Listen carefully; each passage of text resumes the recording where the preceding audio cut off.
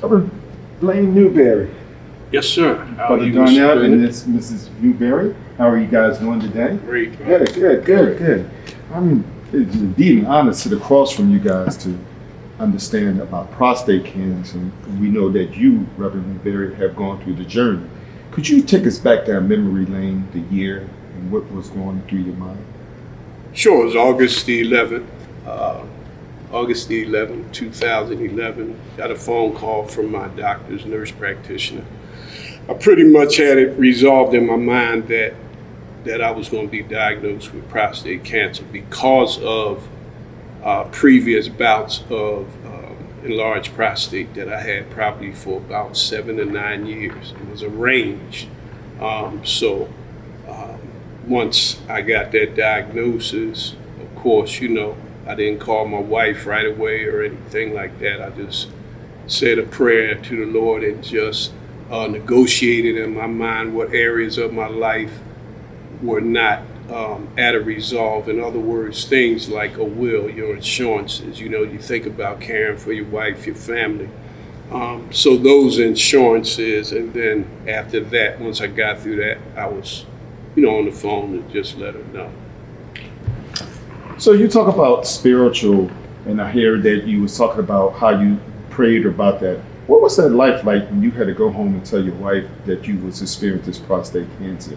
Sure. Well, the good thing, I was already home, and I believe that day I just called. My memory serves me correctly. I just called her just to let her know what the diagnosis was. So at the end of the day, while there might have been a minimal level of fear, I was ready to face it. And that was it. Facing it was about my faith at the time, not being super religious or anything of that nature. It was, this was not unto death. So I already had that resolved because I had a number of family members who had various forms of cancer who had already passed away. But I always said that if I were to be diagnosed with cancer at some point in my life, that I was going to face it. No matter what it was. So that's when the ball began to roll in terms of executing communication and so forth, and drawing Kathy into what was going on. Wow, that's a strong positive thing that you just shared on me. So I'm 57 years old, and I've never had the test done. And when I was asked to do this, it was indeed an honor. I've learned so much from this as the journey has begun. And I do believe in God, and God is my strength and my source. What advice could you give to people like me that never had it done, one, and those who are out there that are afraid to get it done, and how to stay strong with that? Right, so at 57, you're saying that was your first time? I never had it done. I never had the test. You never had? I am about to go get the test done. Right, but you did know about it? Right. You've heard? Exactly. Okay, sure. So now because we have enough information, in other words, we have statistics, we have research that's been done, there's a wealth of information that one can draw into to gain even more knowledge about it. I would always encourage someone to read as much as they know, to have conversations with someone like myself, but many other brothers and their family members who have already experienced it. Okay, so that's where the encouragement comes, but also because we are who we are, if you have a level of faith, even with the fear, the Lord says that I have not given you the spirit of fear, but of love, power, and a sound mind. So you just can't toss God to the side now. This is when you really need his spirit to work on you. But the encouragement would come from us sitting as we're doing now, face to face, encouraging you to go through the process. I would walk through it with you, and there are other brothers who would do the same. Wow. We know you, Brother Blaine Newberry. You was always around the church. You working hard. You're spiritual. I know you personally. We go back a little bit in time and everything. When we look at the marriage part about this, and you know that you have dealt with this card of prostate cancer, how did it make you stronger to your lovely wife right there? Well, it's because of levels of reciprocation. So while a marriage can be tested, while this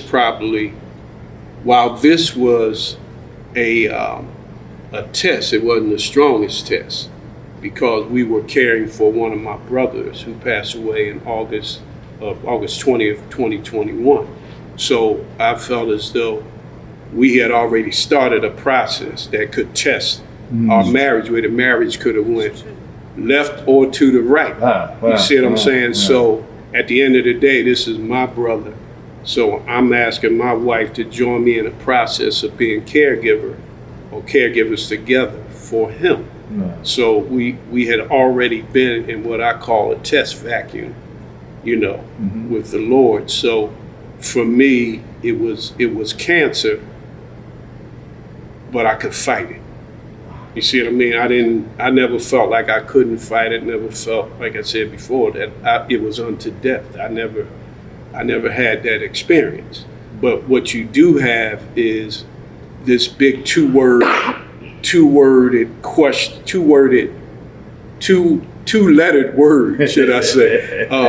If. And if says if this happens, or if this doesn't happen. What about if the treatment doesn't? Well, what if this? What if that? So I had to resolve in my mind, but necessarily not by myself, but with her. Like, okay, if this happens, so we juggled those conversations. Yeah. That's truly amazing about that. I'm putting another question. I'm quite sure that you have seen a lot of men around the church or outside the church walls. What advice, or how can men come together and be supported as men? Because we know that this is a difficult challenge, because their life goes from here to here with some of the challenges and some of the things that follow after the operation. How is that support group doing? Or welcome. So again, we could say support one-on-one. We can't say support in a group like we have here now at the church, which thank God it is growing continually, and you have those levels of engagement. So what you end up finding out is that the same experiences that you had, there are other men who have gone through the same experiences. There's one area which a lot of us don't talk about. It's amazing. My brother suffered from schizophrenia most of his life. However, isn't it interesting that now the system, no matter what area it is, if someone kind of veers to the left a little bit or too much to the right, everything's blamed upon mental health. At the end of the day, we talk about prostate cancer. There's a level of holistic care that needs to follow that brother for a period of time. One area is mental health. We never talk about the mental health factor. Doctors don't talk about that. They'll talk about going to a clinician that can help you do your Kegel exercises. They'll talk about, keeping your appointments. They'll talk about, well, you're within that 20% window of the cancer returning and all that. No. What about my mind? How important is it? If my mind isn't that important to you, then I'm going to take advantage of and take care of it myself. But in my case, I have a spouse who I can talk to, but she can't give me all the answers because I'm a male. So another male could talk to me in a way that she can't. But this male I have to trust. So I put that male, and just because they're a doctor or a clinician, I respect you in your field just as they would respect me as being a minister of the gospel. But still, you have to be tried from me in my own, my own way. Yeah. We will wrap this up. Ms. Newberry, is there anything that you would like to add to that? Not a whole lot to it. Blaine has pretty much explained how he dealt with it. We did, like I said earlier, we talked about it, and that was a good thing. I didn't liken it to, and I actually kind of forgot because it just became part of life. But caregiving is crucial. As the spouse, either you want to do it, or as the girlfriend or whomever, if you choose to decide. I realize it's a huge part. Likening it to several brothers who sometimes can't handle women who have breast cancer. You have to choose, do I want to do this for the long haul? Yes. And then what am I in it for? Yes. So I say that to say a lot of it comes from head and heart Yes. to want to make that decision to say, I'm going to stay in here for the long haul. So That's incredible. Well, it was indeed an honor to sit down with both of you. And as I was sitting here, the Holy Spirit led something in my head. You know, when we think about marriage, we think about that great day. We walked down the aisle, all the people was here, people was doing this, and all people was doing this. The one thing both of you guys have demonstrated to me, and even as me as a married person, the one time, sometimes we forget, when you ask someone, what do you remember about the wedding? They'll tell you all the glams and the glitches, but they forget out the vows. You guys demonstrate what the wedding vows are. Even me as a person to demonstrate what the wedding vows, as you two have gone through this journey together.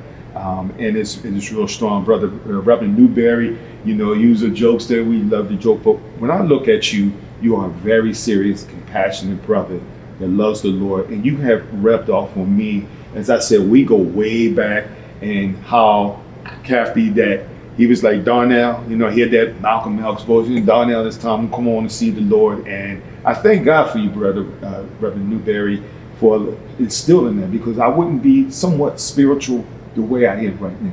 So I thank you guys for this interview. It was powerful, it was impactful, and just let God continue to bless you on this journey.